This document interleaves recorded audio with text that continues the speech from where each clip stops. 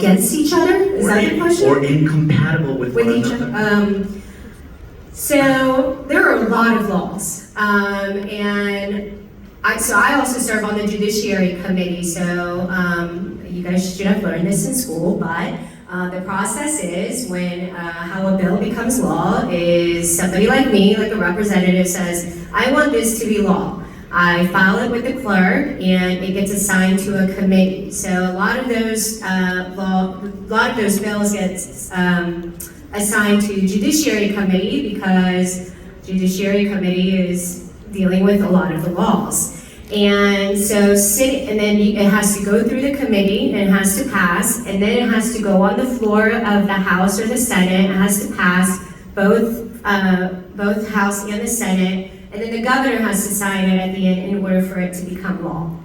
So, there are a lot of laws and there are a lot of bills that are filed each year, and being in judiciary, oftentimes I ask, isn't this already law?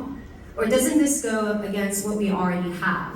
And so, yeah, I think there are certain, attorneys like yourself, prosecutors, defense attorneys, attorneys that practice in every area, they may come and tell us, hey, if you pass this, then that's going to go against what we already have. And so sometimes we don't catch it, sometimes we don't know it because there are so many laws in the books. And so, yeah, I'm sure that there's out there somewhere, and some attorney's going to say, we're going to win on this statute versus this statute. And those are the things that we have to fix as legislators each year. So I would say probably each year we do see something, whether it be a duplicate or whether, hey, this doesn't go together, and so therefore we have to fix it.